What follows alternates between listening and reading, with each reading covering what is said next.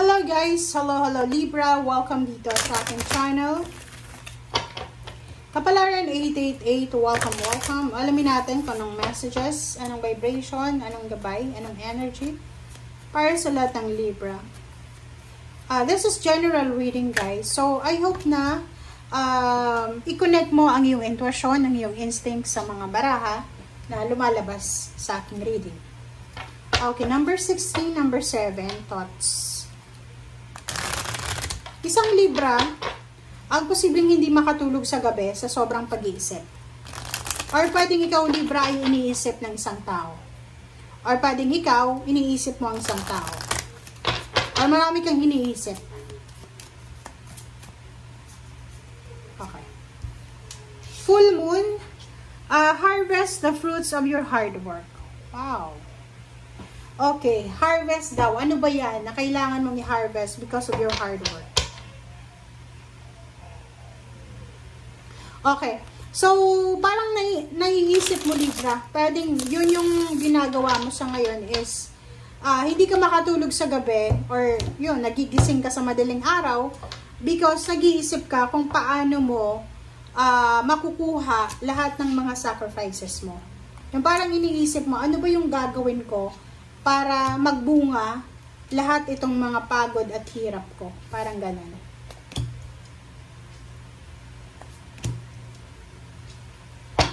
Okay. First card natin is Page of Swords. Page of Swords, guys, sinasabi ng baraha na maraming kwento, maraming chismis, maraming information, confirmation, chat, call, video call. Ang posibleng matanggap mo. Okay? Marami din na offer. Maybe job offer, Libra. Maybe a business offer, partnership, collaboration, or anything na pwedeng pagkakitaan. Nakikita natin dito, Libra, na siguro may negosyo ka or nagpaplano kang magnegosyo. And naghahanap ka siguro ng mga tao na pwedeng mautangan mo or mag-invest sa negosyo mo. Or pwedeng naghahanap ka ng information about sa business na gusto mong simulan or sa business na meron ka. Congratulations sa iyo, Libra, because there's a sudden, napakabilis, sudden, immediate na good news about family. May good news about family, so maybe kung may additional member ng family, may celebration na kailangan i-celebrate, celebration of success, of love, of friendship, or partnership. Okay, thank you. Tingnan natin yung Page of Swords. Okay, reverse na Two of Pentacles. So, nakikita ko sa iyo dito, Libra, na mag-iingat ka sa mga messages. Kasi Page of Swords yan eh. Yung Page of Swords is medyo madaldal, medyo clumsy, diba? Mag-iingat ka sa chismis na posibleng matatanggap mo. Or sa kung ano man na kwento, balita, diba? Lalo na kung tungkol ito sa pagkakakitaan ng pera. Diba? Like, halimbawa, ang pwede ditong mangyari is yung may magkwento sa'yo na, uy, alam mo, Libra, namimigay sa munisipyo ng pera, ganyan, ganito. Be careful sa mga kwentong ganyan. Huwag masyadong magtitiwala agad-agad. Hanapin mo yung tamang information. Kasi yung Page of Swords, guys, sa totoo lang, hindi siya mapagkakatiwalaan na information. Hindi siya yung tagapaghatid ng balita na kailangan mong paniwalaan. Kasi madalas chismis ang dala niya, madalas ay mga fake news ang dala niya. Okay. 7 of Cups. Tingnan natin, Libra. 7 of Cups.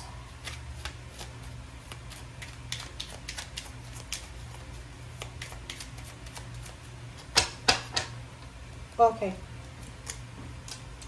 The Tower. Mag-iingat ka.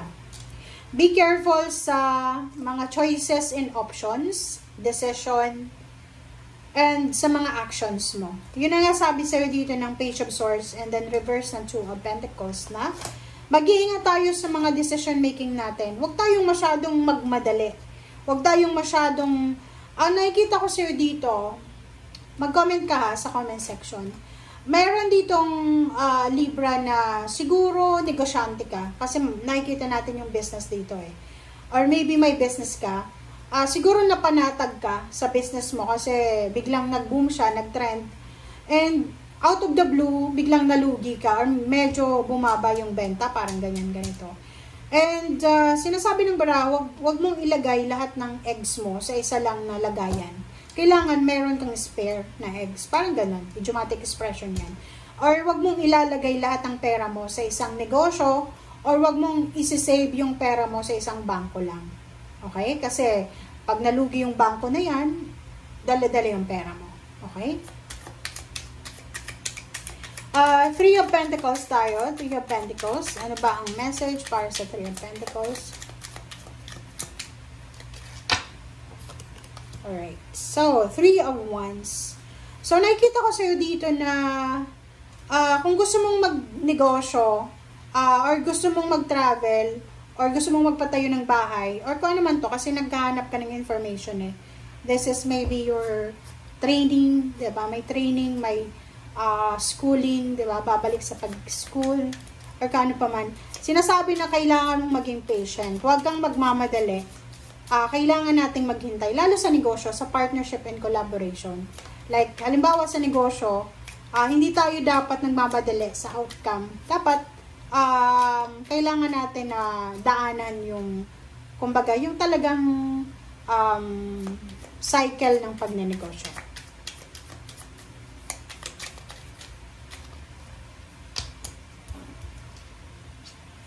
Okay. The Devil. Knight of Swords, yun nga, 'di ba? Kahit simula dito hanggang dito, sinasabi na mag-iingat tayo. Iwasan mo Libra yung temptation ng pagmamadali. Iwasan mo yung temptation na mabilis gumawa ng action. Etong The Devil na to, mag-iingat ka sa Capricorn, mag-iingat ka sa Virgo, okay? Kasi pwedeng sila yung mga zodiac signs na madaliin ka nila. Yung parang kailangan mong magmadali because minamadali ka nila. Okay? So, you need to be very careful sa mga actions and choices mo. And iwasan natin yung mga unhealthy habits, unhealthy lifestyle, chismis, or kung ano pa man na pwedeng magdala sa'yo ng negativity. And last card natin is Nine of Cups. Ano ba yung gustong sabihin ng baraha mo? Diyan. Wow! Diba? Ten of Pentacles. So, sinasabi ng baraha sa'yo dito na since sinasabi dito na may isang napakabilis na balita ang pwedeng dumating sa'yo Libra, ang balitang yan na darating sa'yo is about inheritance, lump sum of money, payments, payouts, bonuses para sa pamilya. So, ang overall message sa'yo, sinasabi na isa sa mga wishes ng pamilya mo is pera. Isa sa mga wishes ng pamilya mo is yung magkaroon kayo ng lump sum of money. Parang ganun. Okay? Thank you guys for watching. Bye!